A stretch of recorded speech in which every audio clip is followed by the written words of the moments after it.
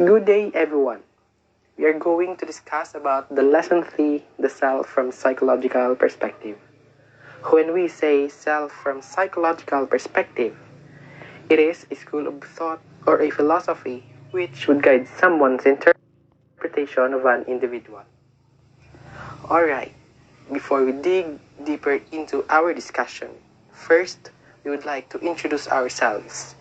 I am Leo Ivan Cataluña. Eva Billena. And I am Princess Joy P. Caas, and we are the reporters for this lesson. First things first, let us read the objectives. At the end of the lesson, the students must have first, identified oneself based on William James' theory on self. Second, differentiated one's real self and ideal self. And lastly, valued the importance of alignment of oneself. Going back to our discussion, the self from psychological perspective. According to William James' theory, James theorized the components of the self, which he divided into two categories: the me self and the I self. The I self reflects what people see or perceive themselves doing in the physical world. And the me self is a separate individual a person refers to when talking about their personal experiences like material self, social self, and spiritual self. The material self, according to William James, pertains to the objects, places, or even people which have the label mind.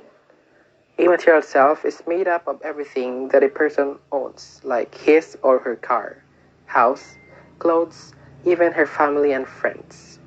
Material self can be distinguished into subclasses: bodily self, parts of our body; extracorporeal self, any material possessive which extends our body.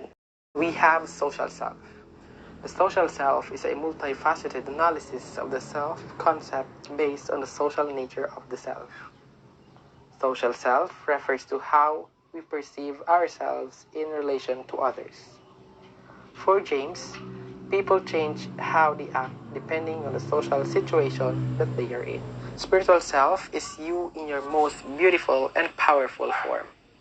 It is the authentic self, the unconditioned part, the you without patterns.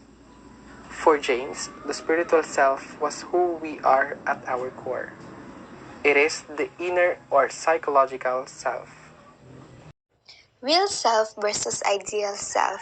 In psychology, the real self and ideal self are terms used to describe personality domains. Humanistic psychologist Carl Rogers believed that personality is composed of the real self and the ideal self. Real self is who you actually are. It is how you think, how you feel, look, and act. It's the self that feels most true to what and who we really are. The honest self that leaves us most comfortable in our skin. The real self can be seen by others, not because we have no way of truly knowing how others view us. The real self is our real image, while ideal self is an idealized version of yourself created out of what you have learned from your life experiences, the demands of society, and what you admire in your role model. Carl Rogers states that we all own a real self and ideal self. The real self, of course, is what we are intrinsically. It's the self that feels most true to what and who we really are. The honest self that leaves us most comfortable in our skin, and it's the one we need to learn to love the most. The ideal self, on the other hand, is the self that we think we want to be, that we strive to be, and that we feel we are expected to be. When our ideal self and real self mismatch, it will result to stress and anxiety because the real self never seems good enough and the ideal self seems impossible to attain. For example, what if your parents are forcing you to become a doctor? They are trying to change your ideal self, but your real self says that you actually want to pursue a career in different field. That's the time you will feel dissonance, a lack of resonance within our true self.